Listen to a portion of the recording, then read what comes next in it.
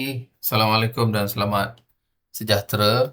Baik, untuk sesi kali ini saya akan tunjukkan demonstrasi untuk pemasangan ataupun installation Wireshark dan cara menggunakanlah. Untuk installation Wireshark saya rasa tak perlu ditunjukkan.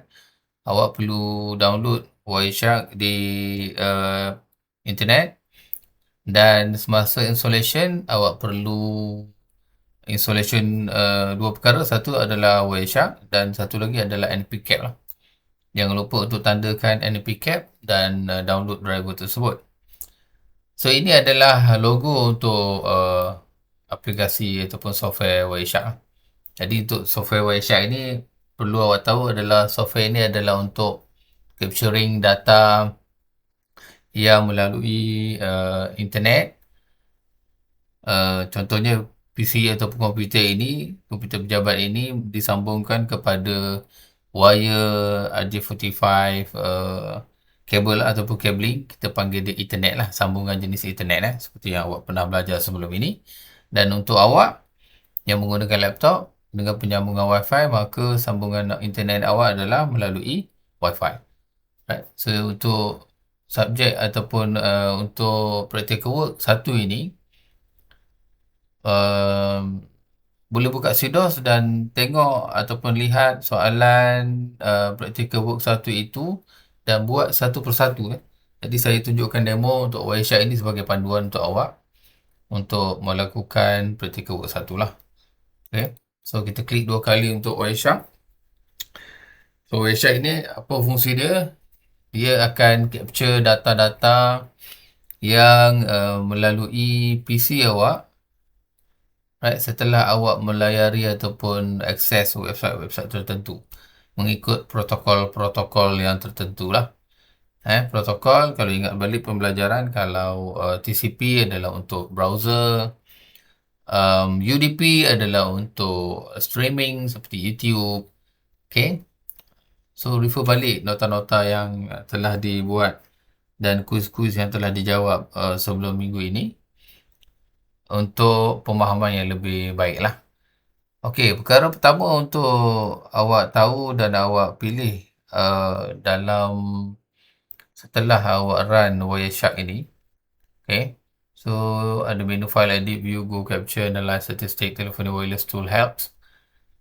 Awak perlu fokus kepada capture and then beberapa butang penting iaitu butang stop.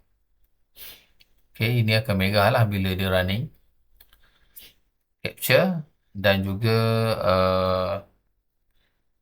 status monitoring capture ini awak tengok dia ada adapter low baud traffic capture dan ada graph, and then ada Ethernet, ada graph. So ini adalah Bluetooth network connection, local area connection 2, 1 dan Wi-Fi. So untuk PC saya ni, saya menggunakan, kalau tengok simbol di sini adalah simbol Ethernet lah, sambungan kabel lah. Jadi saya memilih Ethernet. Right? Bukan saya memilih, awak perlu pilih. Macam saya perlu pilih Ethernet. Kalau awak kat laptop awak menggunakan penyambungan Wi-Fi, maka awak perlu pilih Wi-Fi di sini. Right? So kat sini untuk capturing boleh pilih. Saya akan pilih Ethernet lah. Ada data yang telah atau ada data yang tengah running, tengah capturing running.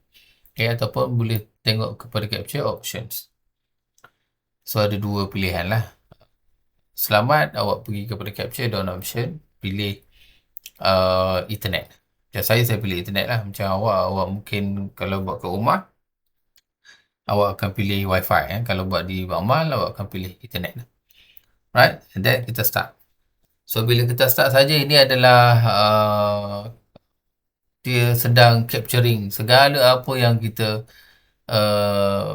paket-paket atau data-data yang melalui rangkaian PC kita ni lah. PC kita sambung ke mana. Okay. Jadi tengok balik soalan, buat satu persatu, ikut arahan. Okay. Kalau dia minta untuk ping, maka awak ikut je ping. Contoh, ini saya tak ikut aturan lah. Ping Google. So reply, dia akan capture. Apa yang kita ping ni dia akan capture lah. Ini contoh dan buat lagi beberapa contoh yang menggunakan CMD ni lah, command prompt. And then yang keduanya saya akan akses laman web. Alright, dalam soalan tersebut ada dinyatakan untuk akses laman web lah. Jadi saya akan akses contoh https.google.com. Ikut arahan lah, ikut arahan soalan. Okay.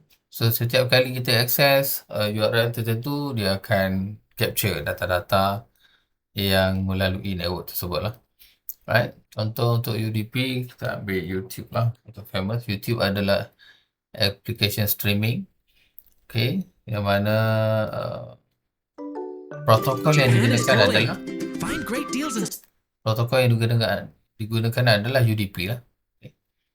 So bila kita type, kita access, dia akan menangkap transaction data ke PC kita lah. Okay. And then sekarang ni dia tengah capture. Jadi arahan seterusnya bila tengok dalam soalan itu dia minta awak stopkan. So ini adalah stop capturing packet. Okay. So bila saya stopkan capturing packet, so data-data yang dah di capture tadi disimpan. Okay, disimpan. Belum disimpan lah, maksudnya disimpan sementara dalam RAM sehingga kita save. And then seterusnya adalah perlu memilih filter. Filter ni kita nak sort filtering kalau pun tengok dalam soalan juga. Contohnya TCP. Bila kita enter, dia akan senaraikan segala protokol-protokol TCP yang ditangkap. Okay, ada acknowledge. Okay, ada scene. So tugas awak ikut arahan, dia minta awak capturekan snapshot ini, masukkan dalam report. And then soalan kedua tu awak buat analisis sikit. Alright. Uji setiap filter yang diminta. UDP, so ini adalah UDP. UDP punya protokol, ada time, source, ada source, destinations, ada protokol, ada length dan ada info. Sama juga snapshot, masukkan dalam report and then buat analisis sedikit. Okay. So ini adalah contoh kita nak running Wireshark untuk capturing data. Jadi buat amali satu ini, okay, mengikut soalan, sebiji awak follow one by one step soalan tersebut and then hantar report ke CDOS. Okay. Saya balik, maksudnya next week kita akan lihat untuk amali satu ini sudah semuanya boleh melaksanakan demo untuk amali satu. And then untuk amali seterusnya, amali 2, itu untuk topik 3, awak perlu install packet tracer. Right? Jadi packet tracer ni umumnya awak pernah melakukannya pada semester 2 untuk subjek ITN. Kalau masih ingat, awak install untuk banner, access list, untuk router. Jadi saya tengok benda yang agak sama. Okay. Jadi install, selesaikan practical work 1 dan buat installation untuk packet tracer dan buatlah satu latihan berkenaan dengan packet tracer yang telah pun saya letakkan dalam CDOS untuk assessment minggu ini. Jadi boleh buka CDOS,